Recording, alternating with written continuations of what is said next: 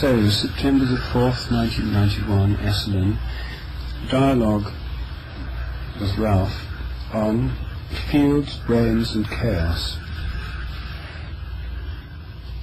Even from the conventional point of view, it seems to be agreed that the interface between the mind and the brain is the field, or fields. Because even if we take the limited view prevalent in conventional science, where the mind is in some sense an aspect of the functioning of the brain, then it's clear that the aspect of the function which it's most clearly related to is electromagnetic and electrochemical patterns of activity distributed throughout the nervous tissue. So the conventionally assumed intermediate level between the mind and the brain is the electromagnetic field, the pattern of activity of the nervous system. I think that this is an important starting point because however unconventional a view one wants to form of the relation between body and mind, or if you like, body and soul, then the field concept seems to play an essential intermediary role. The organizing principle of the body, according to much of modern developmental biology, again fairly conventional, is the morphogenetic field. And the very development of the nervous system depends on these spatio-temporal patterns of organization. So fields play an important role. And fields, of course, play an important role throughout the whole of our understanding of physical reality, from the quantum matter fields of protons and other subatomic particles to the gravitational field which embraces the entire structure of the cosmos. So all order in nature can be traced directly or indirectly to the organizing or patterning influence of fields. And perhaps all order in our mental activity can be traced to and related to the patterning activity of fields, which in this case we can call mental fields. My own view is that these different kinds of fields may, at least many of them, may ultimately be understood in terms of morphic fields, which are forming or patterning fields, which contain a kind of inherent memory from previous similar things of their kind, and are subject to morphic resonance from previous similar systems, so that the structure and nature of fields has a habitual quality and a kind of built-in memory. The conventional view, of course, is that the fields are structured or organized by some kind of abstract mathematical formulae with no inherent memory. But even leaving that question aside, we come back to the idea of field activity in the brain as being a key to understanding what's going on. Various people have arrived at this idea for various reasons. One important way in which this conclusion has been reached is through the study of memory, where attempts to locate localized memory traces in the brain have met with so many failures so often that in order to account for the apparently distributed nature of memory, people like Carroll have suggested that there are field-like patterns over the brain. He uses the analogy of the hologram, an interference pattern in the electromagnetic field, so that there are distributed field-like patterns of activity stretching over large regions of the brain, which are somehow responsible for memory. These field models, which give us the idea of distributed patterns of activity in the brain, contrast with the rather more old-fashioned models of brain function, where the analogy was made with things like telephone exchanges, where the idea is that single neurons come and plug into other neurons through telephone exchange type connections, very specific one-on-one nerve cell connections. That the bias in favor of the telephone exchange model partly came from the kind of neurophysiology that involved putting probes into single cells or groups of cells and monitoring what was going on locally in different parts of the brain. However, for a long time now, people have been studying the brain in a different and more global way, and the most obvious and best known form of this is through electroencephalographs, where large patterns of activity involving brain waves sweeping through large regions of the brain with different frequencies have been observed for decades now. And these are used in routine clinical diagnostic methods as well as in research.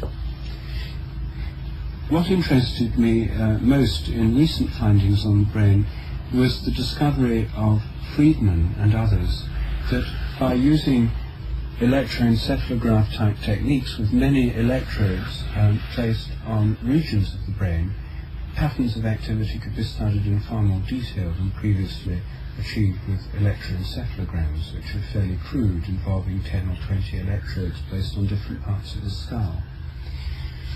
And his work, which has been with animals, involving many electrodes placed on the olfactory bulbs and the olfactory lobes of animals like cats, has shown that when the cats smell a particular substance, the bit of the nerve cells closest to the nasal mucosa, the olfactory bulb, shows a very characteristic pattern of activity in space and time. So different parts of the bulb show different intensities, and that this can be mapped using mathematical modelling methods, show characteristic patterns in space and time, field-like patterns of activity.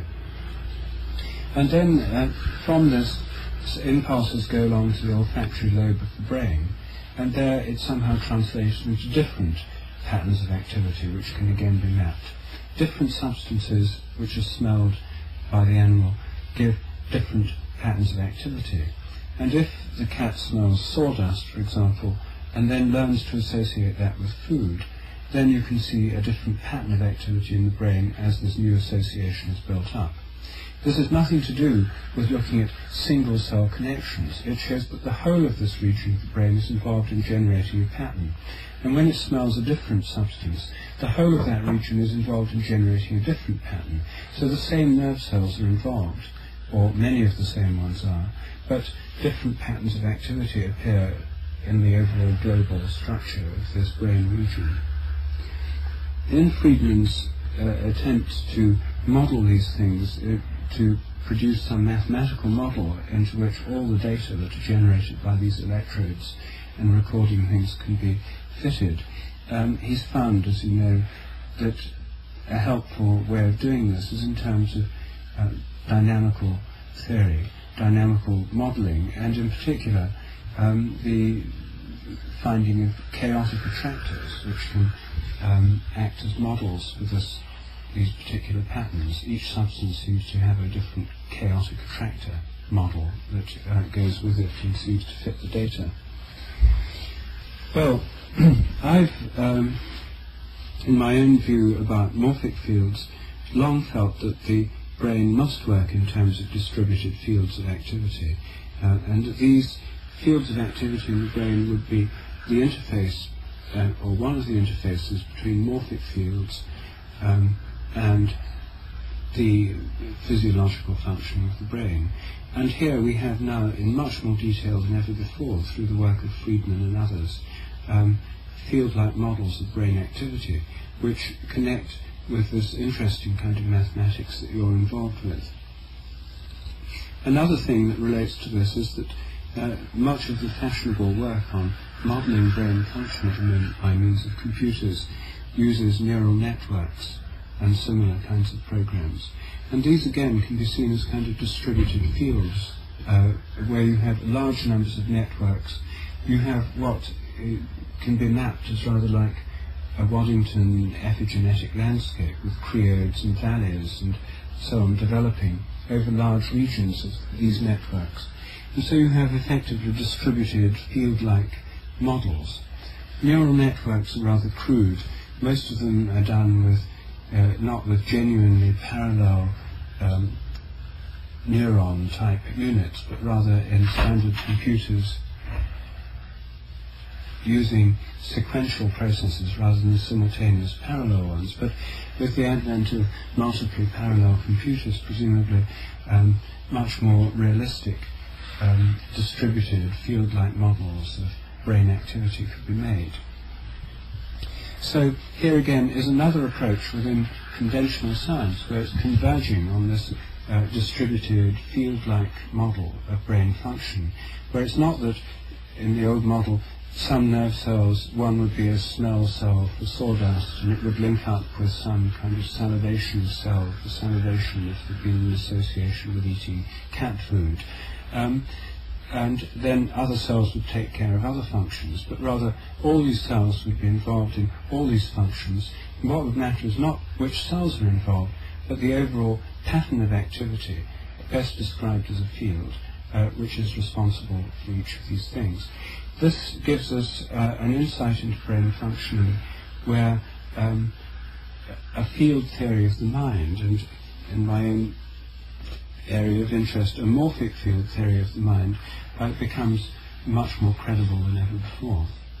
And since you've had a lot of experience with modelling through chaotic attractors and some contact with the world of brain research, I just wondered what you made of all this. Yes, well, I agree that the progress in neuroscience has been from primitive models that didn't succeed in modeling any of the phenomenon in the direction of improved modeling, which converges more and more with our ideas about fields distribution, resonance, and so on.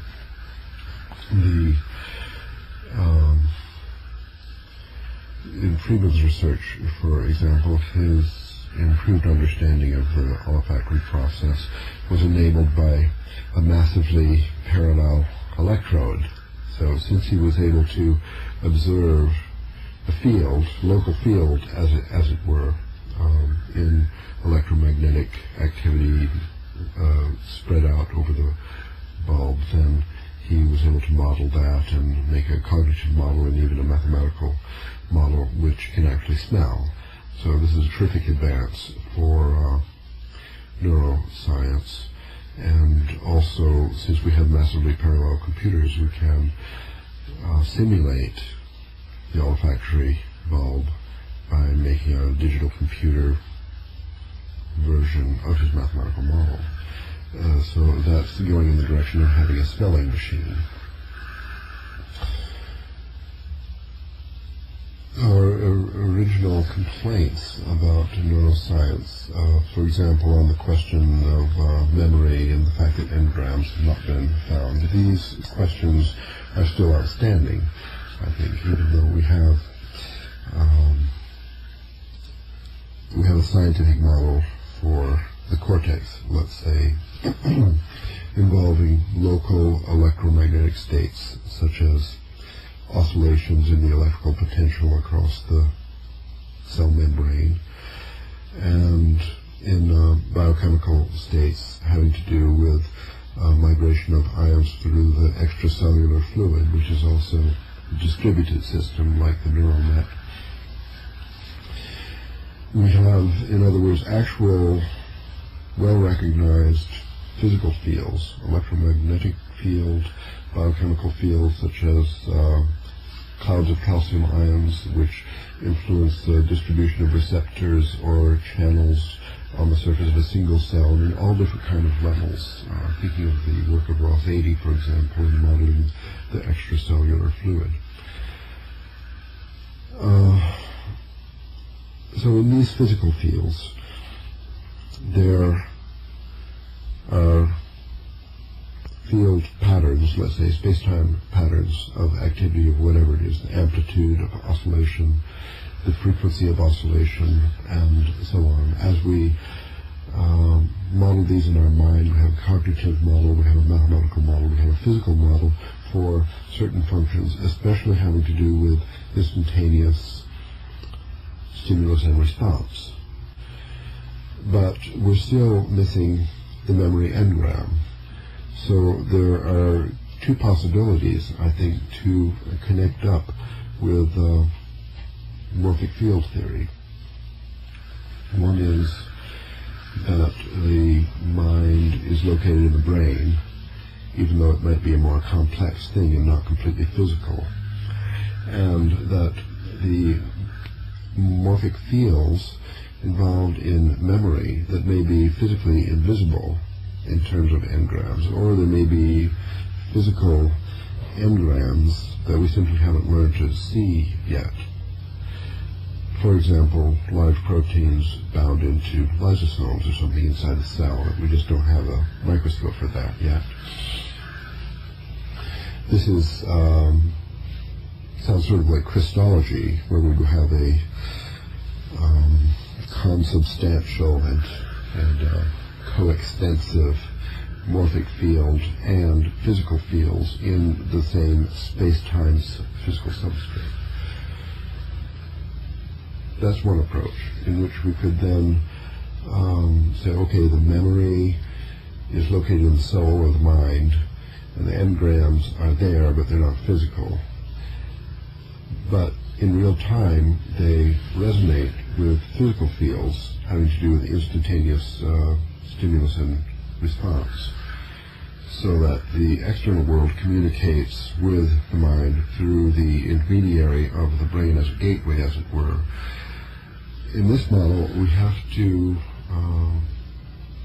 I think, to satisfy people that this is a model for how the mind works, we would have to propose a mechanism for the resonance of a non-physical space-time pattern in the morphic field, or the mind, the consubstantial soul, and the physical field.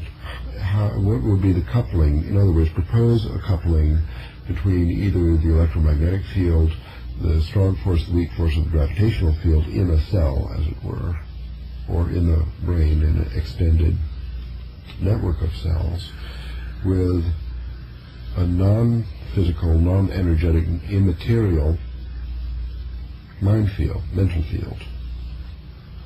That's not impossible. We could approach that. Anyway, that's one. Another alternative, I think, on the larger scale for modeling this relationship between the mind and the brain. This is a little more paranormal, I would say. We imagine the morphic field as being somewhere else physically, just somewhere else, in another room in the mansion. Let's say something like a hospital down the street, which has its own rooms, workers, mechanisms, and stuff. And may have ordinary physical space and time, but without energetic stuff in it.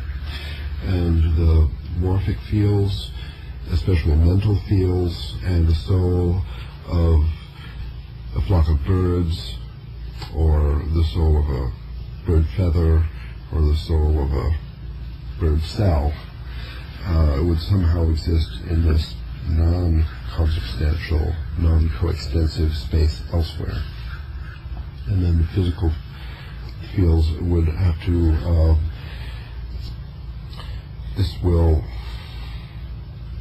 the idea of the second alternative is to obviate the necessity of an actual coupling between any physical field and the mental field. Nevertheless, they end up having similar behavior. So let's take a cell, for example. The soul of the cell would function something like the balloon with the speech in it in a comic strip. It is connected to, it sticks out and goes into this other space, and it's purely mental or morphic. And it goes into the hospital and says, I have to do something now, like neurogenesis, or I have to learn how to deal with an incoming protein being attached to a receptor. So it goes to the hospital, look up in the filing cabinet called fields of cells for the morphic fields for the right cell, get the right plan, as it were. But now these are two things that are just mental, and then they go into a receptacle called the res cavity or something, and there they get it out and they do it. They resonate, which is a mathematical function of a non-material substance sharing a space-time pattern that we can mathematically model. And then this is for people who really believe in souls. Then the cell has this information in a part of it, which is a real part, which is the mental part, and the conformity of the physical fields on the same scale with this mental pattern, which is down in the soul house, takes place through a mechanical function which we don't know, but we don't have to model with a resonance concept. As when I speak a word, then you receive the meaning of that word, and we don't know any physical mechanism comparable. No, we don't.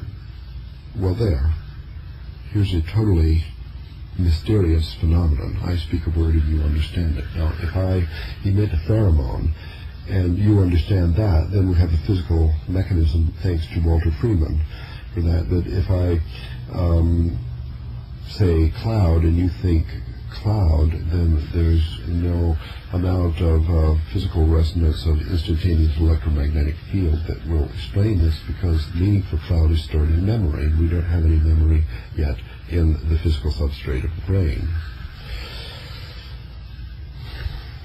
So there's a couple of models, and now just to finally connect with chaos, chaotic attractors, and so on. And here's a way that, well, a subtle field, a mental field, could communicate with a physical substrate of the cell through acceptable mechanisms.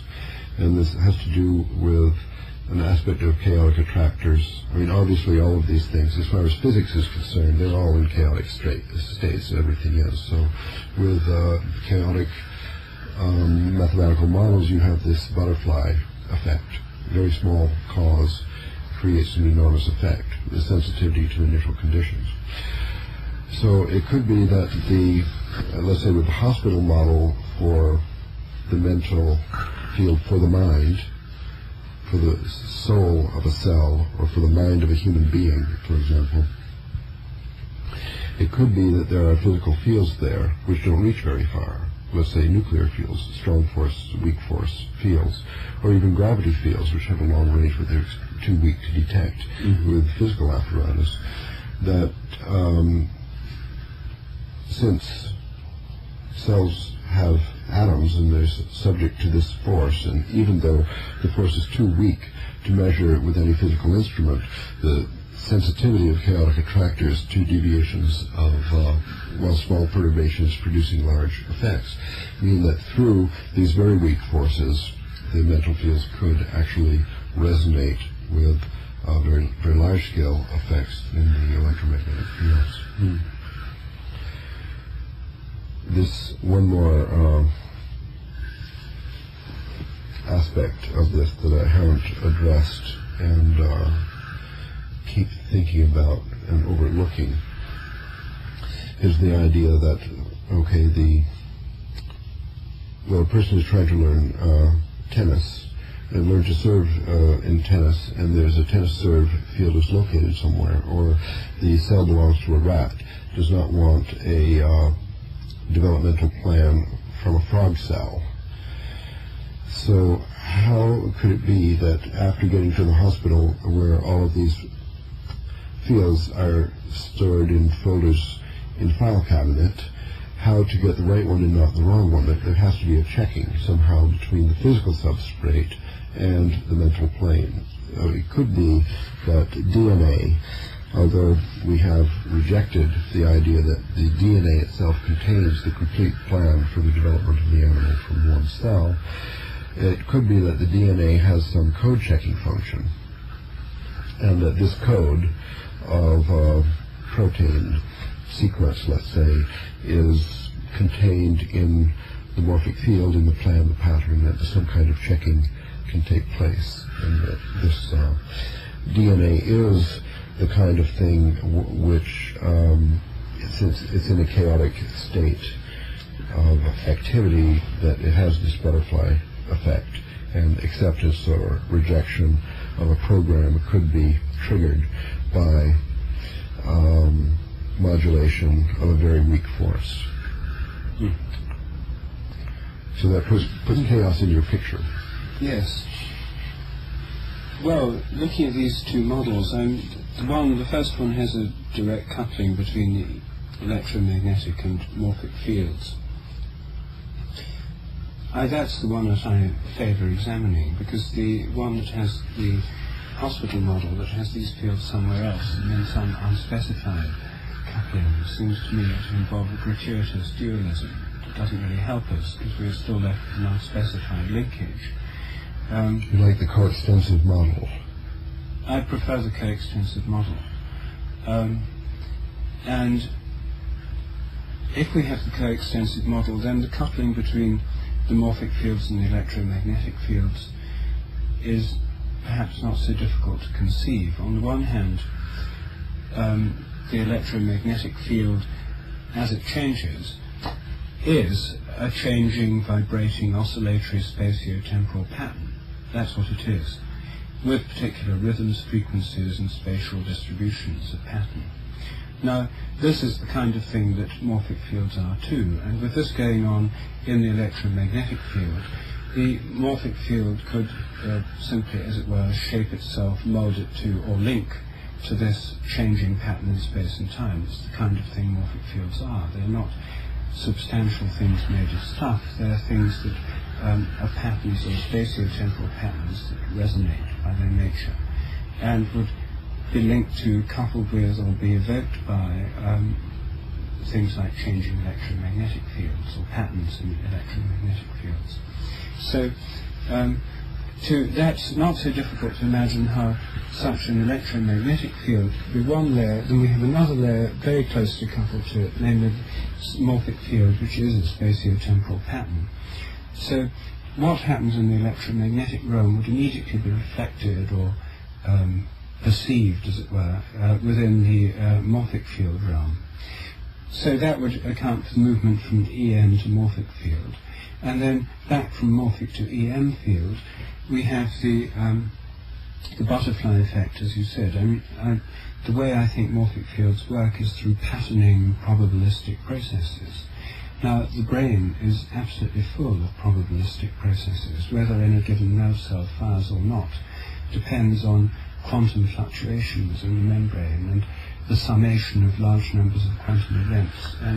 And we already know from empirical studies of brains that quantum level noise has an enormous effect on whether nerve cells fire or not. That there's, and even if one doesn't want to say it's noise at the quantum level, there's every other kind of level at which there's indeterminacy, probabilism, and so on, to do with the functioning of large numbers of nerve cells together. And so there's plenty of places here where a patterning influence of morphic fields could fit in by bringing about small changes here or there, by imposing pattern or order or function, which in terms of chaotic dynamics would, even by very small effects, could lead to amplifications, to quite large effects on the overall pattern.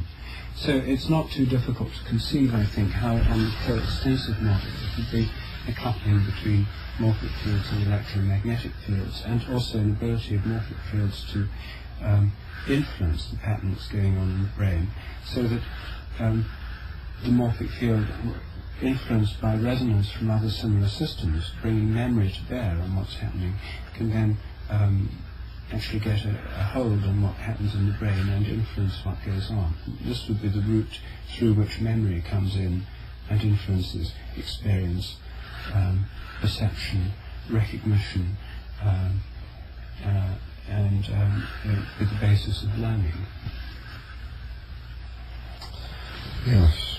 Well, I know it seems that this hospital model is unnecessarily complicated, but I thought this up because I have a problem with the coextension model.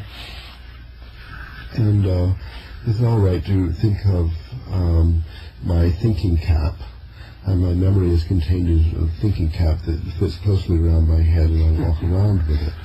But now, when you speak of memory being recalled from the memory of similar systems, or the species mind, or something like that, then we have to have a way of getting the memory from one thinking cap to another. Or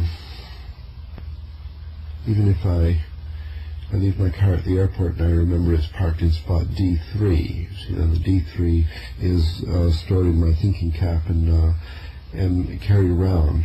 But memory extends over time. That's what memory is. And these systems are all moving around. So how can I get a racial memory or species memory, or learn something from a similar system, or the fact that other people have already learned this poem or learned this language and so on? How is that state, experience, history, memory of some other thinking cap going to get to mine? These are strongly coupled through resonance that is independent of distance. Somehow the ordinary space and time is too limited to allow us to store up these things for a long time, and especially transcending the experience of single individuals. When I die, does my thinking cap go to heaven? And for this reason, I thought it was good to have a filing cabinet somewhere where the racial memory could be stored as a single pattern that could then be extended across the different exemplars of whatever it is you call similar systems, whether it's a DNA or a species, or certainly if a cat learns to jump across a wide space, and then a goat might learn to jump also. So if there's, we need a hierarchical structure in the Akash, the memory of the whole world, so that there can be resonance between these different categories. The individual memory living coextensive with the actual individual somehow doesn't quite do it. Well, this is the advantage of non-spatial, non-local resonance, you see, because if a cat's confronted by a particular kind of puzzle, it's in some box with a peculiar latch it's got to open to get some food, to take these kinds of systems used in experimental cat psychology laboratories. Then another cat put in the same box or a similar box with the same kind of puzzle, confronted with the same sensory stimuli, setting up the same kinds of patterns in the brain by low-level perceptual fields of activity, comes into resonance with the previous cat exposed to this very similar set of stimuli. Only the previous cat has actually carried out a further step, a synthesis where it's figured out how to do this, and it's learned to do it so that every time it's presented with the puzzle, immediately the field of activity in the brain that leads to the successful opening of the catch is there. A new cat exposed to the same puzzle, resonating with the first cat on the basis of similarity of stimuli, will also resonate with this pattern or field of activity that leads to the solution and learn the same thing quicker. Now, you don't have to have a filing cabinet somewhere else from the point of view of morphic resonance. All you need to have is a system where similar systems resonate non-locally in space and time. It doesn't have to be, this resonance isn't going on unless there are similar things in a similar situation. It's not happening. But X hypothesized moves across time from the past. And if many cats have... This is the clue. Moves across time from the past.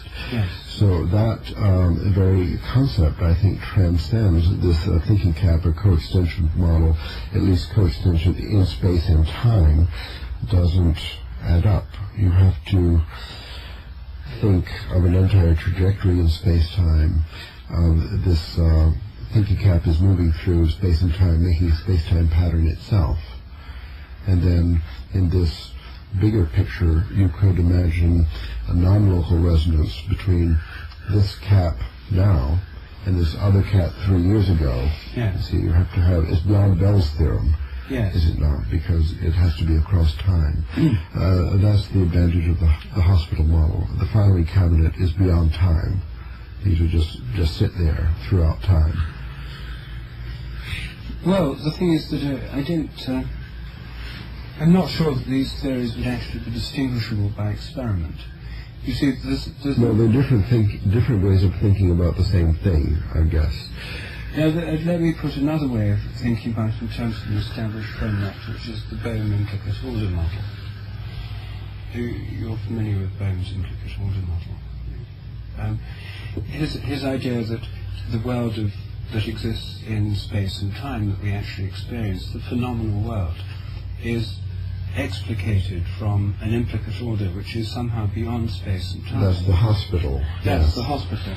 Except in Bohm's model, what happens in the hospital is influenced by what happens in the explicate world. So the Yes. hospital doesn't just have an exit where influences go out, Yes. it has an entrance where influences So the come in. contents of these files in the file cabinet are memories that have come in from the explicit order. Yes. From ordinary space-time Yes. reality. That's right. Yes. So the thing is that as far as looking at the interaction locally inside a brain, what you see is that there are electromagnetic patterns. If it's established by experiments that cats really can learn what other cats have learned somewhere else, morphic resonance becomes an empirical fact, or something like it does. You can call it different names, but some non-local influence would become an empirical fact. Yes. So non-local in space and non-local in time. Yes. Which is another way of saying an implicate order, I guess. Yes, except that the in order to it's not totally non-local in time in the sense that it works from the past but not from the future. And some people assume that if you say it's not dependent on normal temporal separation, then the difference between past and future is of no relevance. That's not what I'm saying. You realize that this is an exact isomorph of Christology. Christology. Yes, the different views of the Trinity as to whether the Father, the Son, and the Holy Spirit are three aspects of one thing or three different things. The arguments of Athanasius and Arius and so on exactly amount to this. We're talking about minds instead of God, but basically this is the same problem. You end up with a space-time realm and a timeless realm, and the Son lives in the space-time realm and the Father lives in the timeless realm, and calling it implicate order, explicate order, or if you speak of space and time, non-local, Bell's theorem type resonance producing identical state and so on. These are different languages, I think, describing the same paradox. It's good that in order to understand memory, or a simple thing like embryogenesis, which is not a very simple thing, but it's observable, and here's the egg, here's the chicken, and even to understand this, or memory, or learning to speak a language, that we have to go all the way back to this ultimate paradox, at more or less at the foundation of every religion. All the way back to this ultimate paradox, at more or less at the foundation of every religion. Yes, although most religions have rather skirted the whole question of memory. In Christian theology, there's the traditional forms of it are fairly non-evolutionary. There's a strong prejudice in most religions towards conceiving of some aspect of divinity as being totally beyond space and time and therefore totally changeless. And they then have the problem of seeing how a totally changeless divine essence can be related to a changing world. And this creates a problem in relation to memory, because memory is a feature of human existence and indeed of, in a general sense, of biological existence. So if the changeless divine mind is the bearer of memory, then it must change, because memory is a cumulative process and depends on what's actually happened, and therefore involves a change in the so-called changeless basis of things. So the memory thing is a real problem, you see, and also the way, if the changeless divine mind is supposed to be omniscient, and if, as in Christian theology, there's an inherent freedom in the creation, then what's going to happen is, in a sense, open before it's actually happened. And therefore, if there's a true freedom or a true evolution, one would expect the divine mind to be accumulating information about what's actually happened as it goes on, and therefore have some cumulative process going on within it. And it seems to me a kind of cheat to say, well, it's actually the entire past and future are equally known to such a divine mind, and therefore it doesn't really change in time, but there is freedom inherent in creation. At the very least, such a divine mind which knew all past, present and future would need to know when it is now in order to come into an appropriate relationship with what's happening in the history of the cosmos.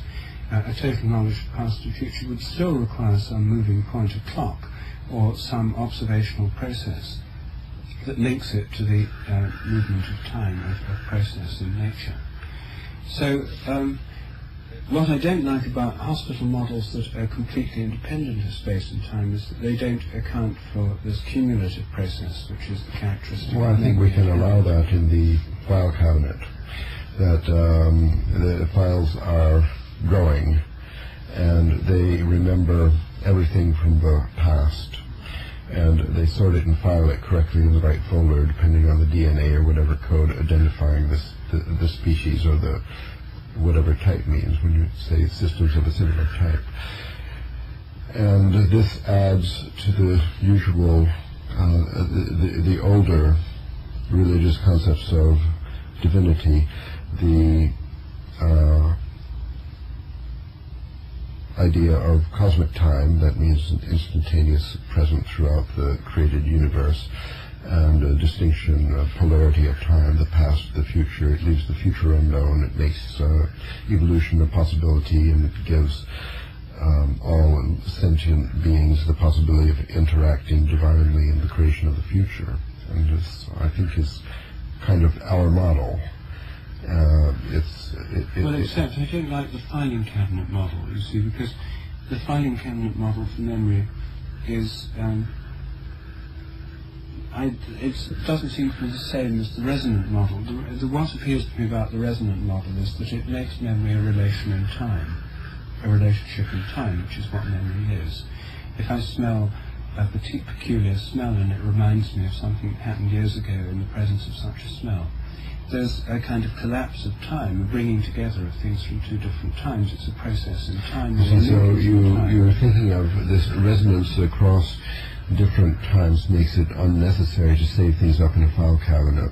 Yes, I mean, it just seems superfluous. Expensive computer space and so on. Yes, it just seems superfluous. Because this question in the present will just look into the past for the answer. Well, it won't even need to look, because resonance is an automatic process. Doesn't it even dispose of memory as a concept? Because when I've left the car in position D3, then I don't have to remember the D and the 3, because later on when I need to find the car, I'll just seek a resonance with the moment when I parked it. Well, yes, but in order to seek a resonance with the moment when you parked it, you've got to be in the same place and time as when you parked it to form the link. And so what you do normally is you encode the position through remembering D3. And you then... No, but where do I remember it if there's no filing cabinet? Well, you associate D3 with having parked the car, and with your implicit and desire to retrieve it in the future, then when you want to retrieve it in the future, there's a whole complex of associated things within a morphic field which is binding together these concepts. Retrieval of car, parking lot, D3. When you're thinking about the past is still there somewhere, so that we can have a time, non-local resonance. Yes. So that is in the past. The past is in effect effectively present everywhere. So accessible everywhere. Presently coexisting past is then the same as a file cabinet. Well, in different words. Well, it's just that one of them is using a direct temporal process as the basis of memory. The other is putting what seems to me a sort of gratuitous addition, an unnecessary addition, creating an alternative space beyond the kind of space we know about, putting these things in some kind of spatial storage system. You see, the idea that memory has to be stored in something like a filing cabinet, I submit, is an artifact, an ethnocentric artifact that arises from the fact that we use printed books and printed language. I think in an oral culture this image wouldn't occur to people. We're so used to filing cabinets and memory, notebooks and libraries and that kind of thing. It seems to us a very natural metaphor for the way the whole of our minds and nature works. But when I'm looking for the location of the car, is it not, and this is what we were conventionally calling memory, is somehow the past is still existing there in that spot. Well, the past is still existing in, well, there was a moment when you associated, in an effort to remember, you're parking the car there, your future need to retrieve it, and the D3, and you, there was some kind of mental process by which you link these things together. All memory is based on constructing connections, and all empirical psychology points to this simple conclusion. You only remember what you've made a kind of active construct of. You don't remember by some kind of passive spatiographic process. There's an active construction involved in the memory process. So you make some kind of mnemonic or way of remembering D3 and associate it with the car and its position, and you'll need to remember it. Then and that happens in your mind at a particular time. But then this is a conventional memory that I'm carrying around in my thinking cap. No, it happens in your mind. You're parking the car now, you make this association now, you then stop thinking about it. You go to your meeting, play with your computer, go and have lunch or whatever. You're not spending the whole time thinking about D3. Then you come back, you need to collect your car. Collecting car then becomes your present need. You then resonate with yourself in the past when you form this connection D3. And so this resonance is possible because somewhere the past of myself is coexisting with the present. Yes. It's still there. The trace is following me around. Yes. A long tail as I'm walking around. Well, the thing is that the reason why you might think of the long tail is because we have a almost ineradicable habit of thinking of time in terms of spatial metaphors. So we think of the distant past, the near future, in scientific formulations. You have an x and a y-axis on the graph, and one is time, the other is distance. And we treat time as if it's a dimension, a quasi-spatial dimension. And this way of doing things works very well in certain kinds of mathematical formulations. It works well in ordinary speech with a distant past. But what we have to do is to remember that these are spatial metaphors through which we're conceiving of time, and the nature of time may be quite different. It may be there's something about the nature of our speech, the nature of our language, the nature of our writing, or whatever, that forces us to use some of these spatial metaphors, even in ordinary language, a short time, a long time. So if you think of the past trailing along behind you, the distant past would be a longer trail than the more recent past. You think of something trailing. This is a natural image that comes from the spatial metaphor. But if the nature of time is quite different, if the whole of the past is, as it were, concertinoed or pressed up against the present, if time is eternally, the past is eternally and universally, in some sense, present, not out behind us, but present in some implicit or contactable form, but not through some quasi-spatial separation, then we don't need these kinds of spatial metaphors. So what I'm saying is that we can use spatial metaphors if we like, and filing cabinets are a classic example of them that come out of our particularly loaded way of literate information storage. But that we may be getting trapped in metaphors here in an unnecessary way. Okay, so I'll accept the concertina model for the mental fields. Mm-hmm. And then the physical fields have usual time, quick forgetting, and so on. They don't have memory. Well, the physical fields have memory insofar as they're coupled to the morphic field. Yes. And so, I mean, since most of them would be coupled in this way, then they would indeed have memory associated with them. Or available to them. Available to them. And a memory from another individual, as for example in embryogenesis, here's a cell that's brand new, has to use the memory of some other cell, find the developmental plan, then it has to look in some other thinking cap, which is all concertinaed. So the other thinking cap is no longer existing, as a matter of fact. So even though during its lifetime its temporal history was concertinaed into a thin layer, it's still, where is it? Where's the plan for the embryogenesis of the chicken? Well, the plan for the embryogenesis of the chicken is in the actual course of embryology of innumerable previous chickens, right up to and including the final form of the hen or the cockerel. There have been countless past exemplars, and the reason the chicken's egg enters into morphic resonance with these is because, not so much because the DNA itself is the checking or resonating device, although it may play some part in it, but the chicken's egg is already a going concern made of chicken proteins, chicken membranes, chicken structure that's come out of a chicken's body. It's in fact already a chicken cell. Yes. And this chicken cell is in resonance with chicken fields because of its particular structure, proteins, disposition, history, nature, and so on. And that's why. So they do have memories. Every part of the system already has a long existing memory concertinaed onto its back. Yes. Because precisely because chickens come from eggs and eggs come from chickens, in biological development you never start with a tabula rasa. The egg cell isn't a tabula rasa, it's a cell produced by a mother hen containing chicken DNA, chicken proteins, chicken cellular structure, derived from an unbroken succession of living chicken cells going back millions of years. So the relationship of this chicken cell memory, chicken memory, to ordinary space and time does seem a little confused, although I see that the intricate order metaphor helps with this confusion, because then there's some place to put it. Because there is a spaceless character to the chicken program memory, and then there's a timeless character to it also.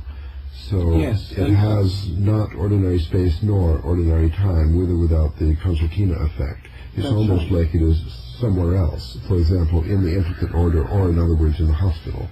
Well, the trouble with saying that it's somewhere else in the intricate order or the hospital is that if we're saying the nature of the intricate order is not to have ordinary space or time, then to conceive of it as being like a hospital or having a filing cabinet in it is to introduce a confusion into the metaphor, because we're then using something derived from ordinary space and time concepts to define something which by definition is not ordinary space or time. So it's an inappropriate use of metaphor, that's all. So we can do without that if we accept vital field with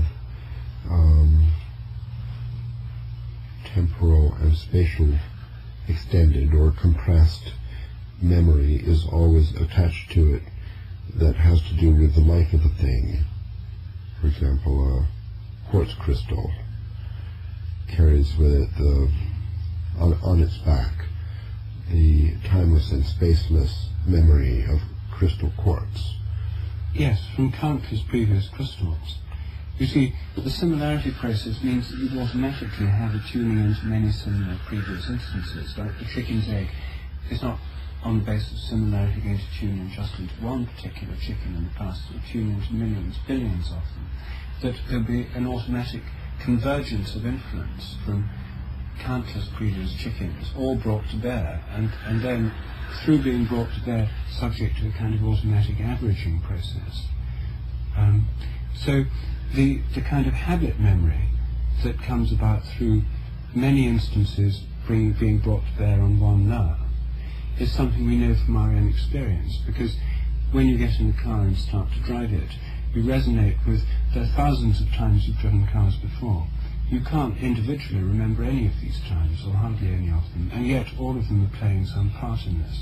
And it's precisely because there are so many being brought to bear on this single space-time moment now, when you get in and switch on your car, that it's, in a sense, unconscious. The habit is unconscious because you can't consciously recall any of the previous instances, because they're all blended, fused, merged, dissolved together to give a kind of average form, which we'd call in this case experience. But it would although based on memory, would no longer have conscious, specific, recallable memories associated with it. Now, the memory of how to go through embryology, or how the instincts of the spider spinning its web, or of the bird building its nest, these kinds of instincts have the same kind of unconscious memory or habit quality to them, precisely because so many are converging, so many different memories are resonating and converging, in the process producing a kind of average form. So the morphogenetic field then is coextensive essentially throughout the entire universe, and all of this data is being stored up there and is evolving, and in this stored data there are habits and so on, and the mind-body connection is still a mystery as to the spider is spinning the web, the bird is learning to fly, and there's the resonance of fields, and habits are brought to bear. The final communication between the mental field and the physical fields necessary to move the muscles and speak, spin, and so on. This is still an open question, that we have agreed that the mental field is a space-time pattern and the physical field is a space-time pattern, and they're similar patterns, and one is evoked in similarity to the other by resonance, and we have mathematical models for that. But as far as the actual, this is the final vitalist frontier, I think, the question of the interaction between the mental field and the physical field. By what? I hate to use the word mechanism, but we have to accept finally that by thinking we can bend a nail, that the mental field can produce an alteration of the electromagnetic field, or yes, on all the physical levels of the organism there are connections with all the mental levels of the organism. But how? Well, I mean, we've got here a model that's as good as any other, in fact better than most, of the coupling of morphic fields with electromagnetic fields. By the butterfly effect. Well, it may be difficult to get, if we were trying to study the coupling of morphic to known kinds of physical fields, the brain probably wouldn't be the best place to start. You know, like if you were trying to work out the basic principles of electromagnetism, you wouldn't start with a cat brain, you'd start with a magnet, as Faraday did, and Alan Fleming's. Well, so a single cell, or? Well, I mean, if these principles are as general as I think they are, then we could look at crystals or molecules.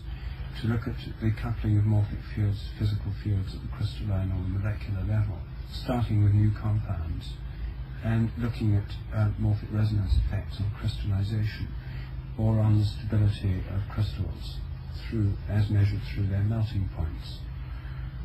So we've arrived at the ultimate frontier for the new science. People must address this problem, whether grassroots or big grant, big laboratory science, and do experiments to uncover the nature of this frontier, namely the possibility of the mental influence of physical fields. Well, you see, it seems to me that the way to approach this is if one can show that cats learn things quicker after other cats have learned the same thing somewhere else. This is the type of morphic resonance experiment I'm proposing, and the type which is actually being done.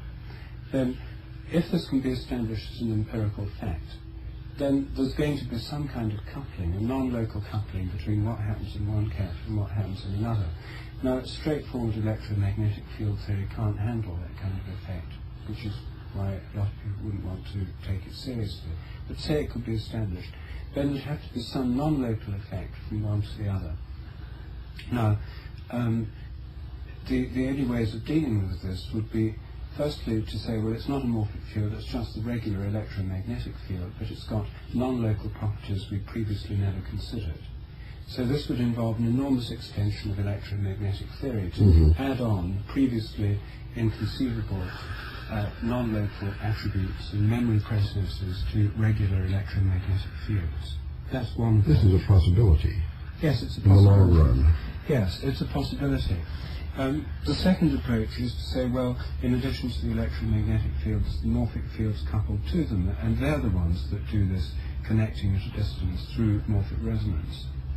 Then there's the third approach, or hospital approach, to say, in addition to the electromagnetic and the morphic fields immediately coupled to them and coextensive with them, there's a third realm beyond all these, called the hospital or the other dimension or the implicate order or whatever.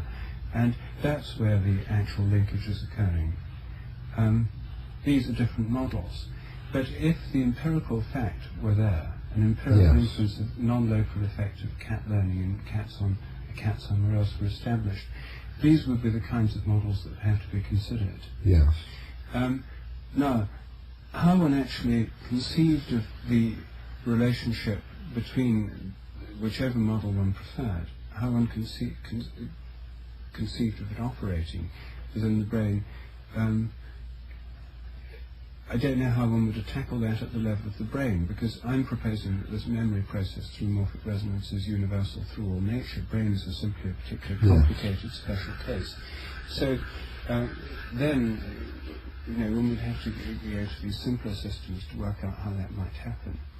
And my own feeling is that if one were going to do this, then a better analogy, for a better starting point for what's going on, would not be to take electromagnetic fields as the prime case, but to start with some consideration of quantum matter fields, which are probably closer to morphic fields in their nature.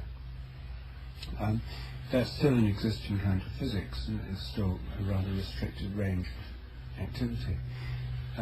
At any rate, some kind of model... You mean, after all, we need big laboratories with accelerators to study elementary particles? No, I don't think that would be the case. I think that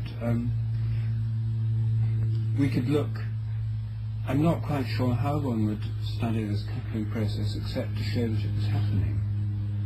Right. I mean, well, these other fields, like the gravity field and so, we don't have any model for how it happens. No.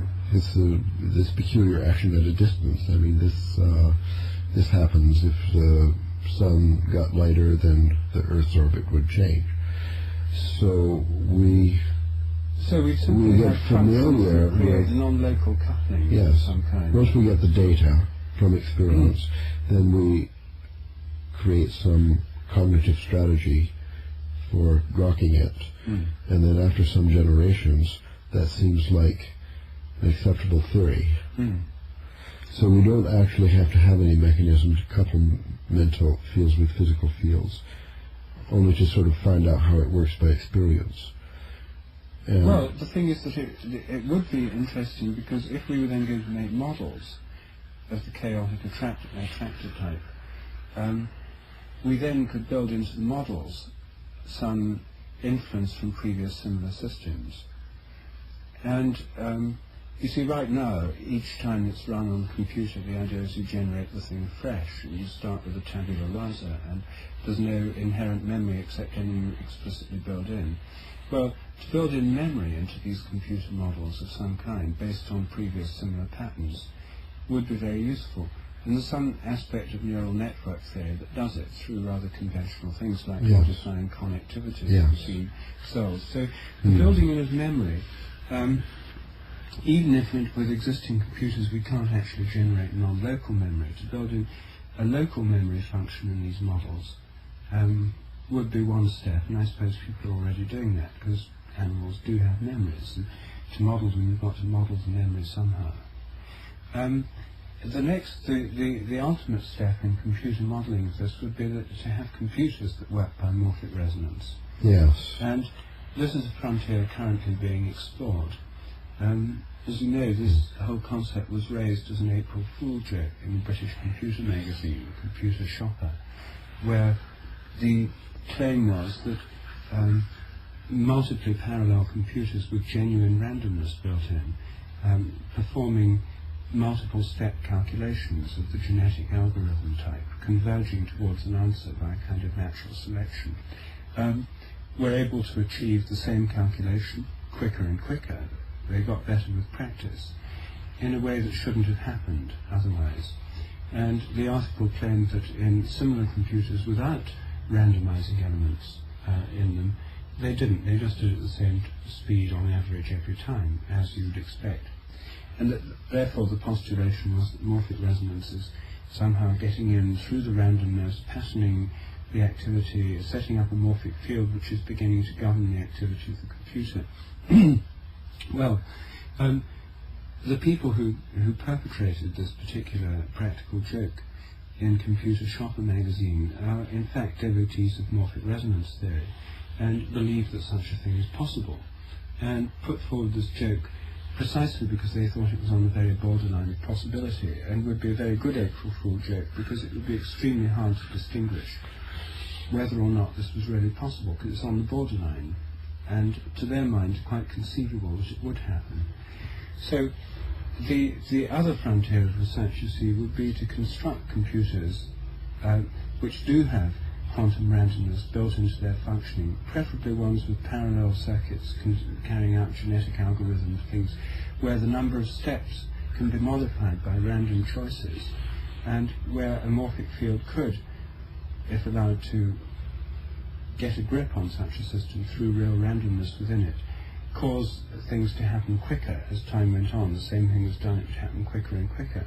Then a similar computer somewhere else in the world should be able to learn from the experience of one, say, right here in California. So you then have morphic resonance between computers. Then you'd have the basis, of course, for information transfer without satellites, telephone wires, or any of the clumsy and expensive paraphernalia of modern telecommunications. Yes. You have virtually free information transfer, and by having networks of these computers around the world linked by morphic resonance, you'd have cumulative memory storage on a global basis.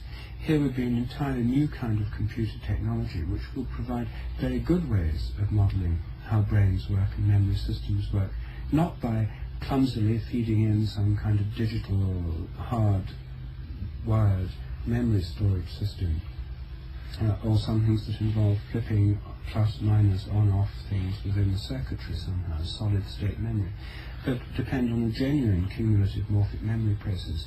Such computers, if they could be constructed, would provide us with a real way of modelling chaotic attractor type systems in brains, a real way of modelling cumulative memory processes, not so much in some kind of digital transform, but by a kind of analog process of what may well be going on in animal species themselves. Yes.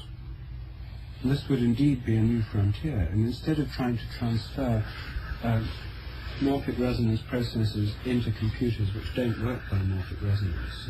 And here they could be directly modelled in the first kind of machine actually to depend on the morphic resonance process. Well, now we're talking about artificial life, that the one fringe benefit of understanding how mental and physical fields interact would be that we could then intentionally design such a computer system that would carry a vital field, and then that would be artificial life, I guess, because... Well, maybe not artificial life, it would be certainly a step, a major step further towards artificial intelligence. Yes. Such systems would, they still wouldn't necessarily be intelligent, but at least they'd have a kind of interactive memory which existing computers don't have. Yes.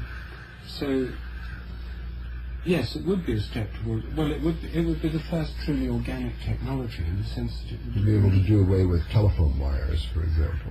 Yes. And or radio transmitters, or sky-based satellites. Yes. It would be energy, very low energy technology suitable for an ecological age that goes ahead.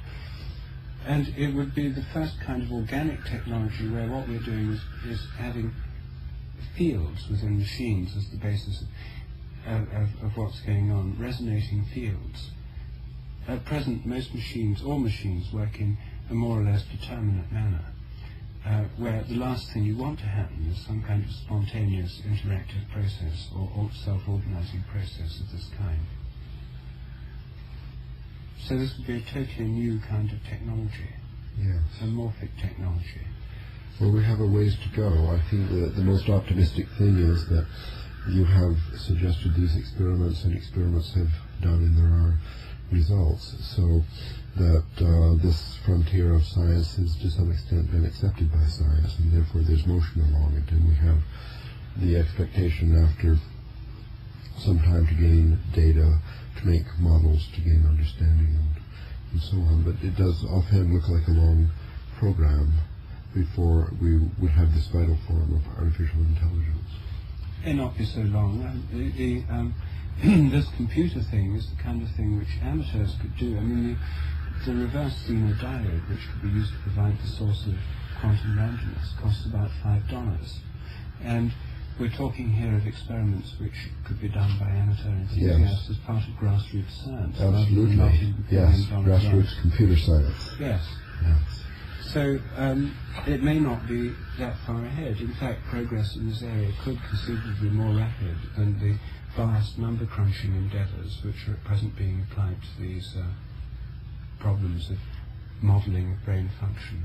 And there's billions of dollars being spent on neural network type modelling things. Yes, even my own activity is in this direction. Well, is this computer experiment suggested in your book, your forthcoming book? Yes. So this will be one of the experiments that could change the world, you see. Yes. And this is something within the grasp of numerous undergraduates and amateur computer enthusiasts. Yes. Well, there's a couple things that these enthusiasts ought to know about. One is neurochips, which is massively parallel analog neural net systems built on a single chip. These are available now on several different experimental forms already exist, and soon will be a commercial product. Another interesting device from this purpose may, you'll be interested in this direct infrared imaging. I don't know if you've heard about this extension of Walter Freeman's work.